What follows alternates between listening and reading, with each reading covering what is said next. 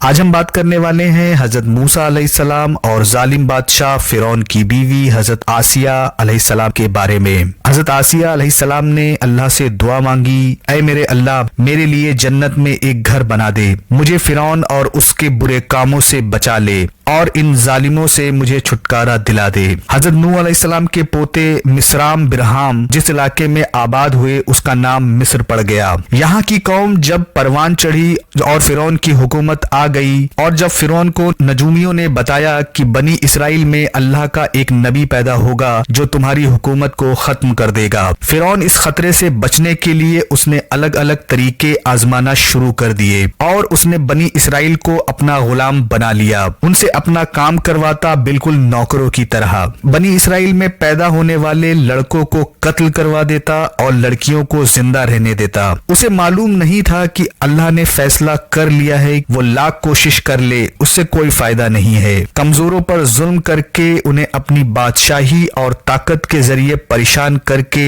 وہ اپنے آپ کو بہت بڑے نقصان میں ڈال رہا ہے۔ وہ اپنی طاقت کے گھمنڈ میں اتنا چور تھا، اپنے آپ کو خدا ہونے کا دعویٰ بھی کرنے لگا۔ کچھ ہی وقت کے بعد فرعون اور اس کی سلطنت کو ختم کرنے والا بچہ بنی اسرائیل میں پیدا ہو گیا۔ حضرت موسیٰ علیہ السلام کے والد کا نام عمران اور والدہ کا نام عیر تھا، اسی نام کو یکن بھی کہا جاتا ہے۔ انہیں بھی اس بات کا اندازہ تھا کہ ظالم فرعون ان کے بچے کو پیدا ہوتے ہی مروا دے گا۔ حضرت موسیٰ علیہ السلام کی ماں کو اللہ کی طرف سے وحی آئی کہ بچے کو اپنے پاس رکھنا اور اسے دودھ پلانا، لیکن جب اس کی جان کو خطرہ لگے تو اسے دریا میں ڈال دینا اور ڈرنا نہیں۔ کچھ وقت کے بعد پھر اللہ کی طرف سے حکم ہوا، اس بچے کو ایک صندوق میں رکھ کر دریا میں ڈال دو، پھر دریا اسے کنارے پر پہنچا دے گی، اس صندوق کو میرا اور تمہارا دشمن فرعون اٹھا لے گا۔ حضرت موسیٰ کی والدہ نے اللہ کے حکم کے مطابق حضرت موسیٰ کو ایک صندوق میں رکھ کر دریا میں بہا دیا۔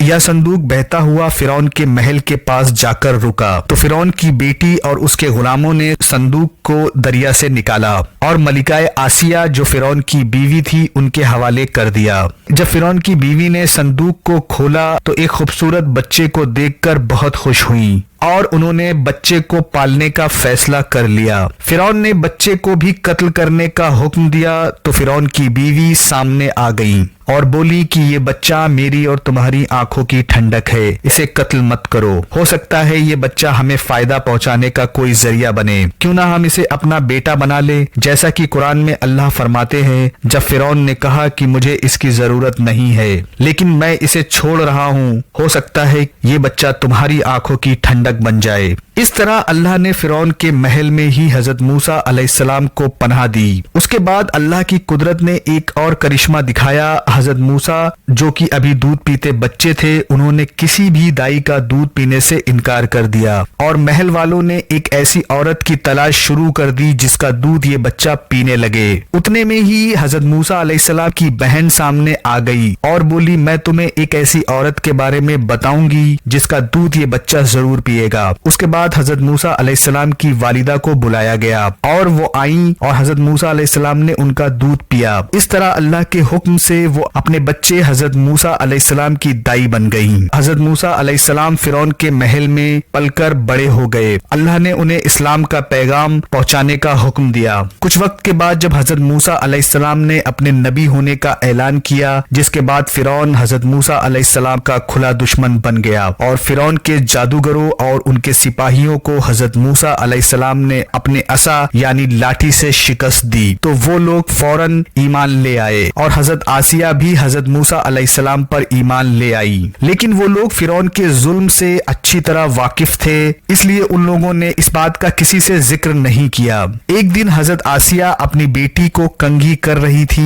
ان کے منہ سے نکلے الفاظ یہ تھے کہ برباد ہو جو اس اللہ کا انکار کرتا ہے جو میرے فرعون کا اور ہم سب کا رب ہے۔ بیٹی بھی پکی کافر تھی، اس نے اپنے باپ فرعون کو یہ بات بتا دی۔ پھر فرعون نے اپنی بیوی پر طرح طرح کے ظلم کرنا شروع کر دیا۔ حضرت آسیہ کو دھوپ میں لٹایا جاتا، ان پہ سانپ بچھو چھوڑ دیے جاتے۔ ظلم کے جواب میں حضرت آسیہ کہتی میں موسیٰ اور ہارون کے رب پر ایمان رکھتی ہوں۔ فرعون نے ان کے کئی رشتہ داروں کو قتل کروا دیا، لیکن پھر بھی فرعون کو کبھی رب نہیں مانا۔ آخر کار فرعون نے ان کے ہاتھ اور پاؤں میں کیلیں گاڑ دی دی اور ان کے سینے پر بھاری پتھر رکھوا دیے۔ حضرت آسیہ نے اللہ سے دعا مانگی، اے میرے پروردگار، میرے لیے جنت میں ایک گھر بنا دے اور مجھے فرعون اور اس کے برے عمل سے نجات دے دے اور مجھے ظالم قوم سے چھٹکارا دلا دے۔ روایت میں ہے کہ حضرت موسیٰ علیہ السلام یہ سب منظر دیکھ رہے تھے اور انہوں نے دعا مانگی، اے میرے اللہ، رنج اور درد آسیہ سے دور کر دے اور انہیں ظالموں سے نجات دلا دے۔ اس کے بعد اللہ نے فرشتے بھیجے جنہوں نے حضرت آسیہ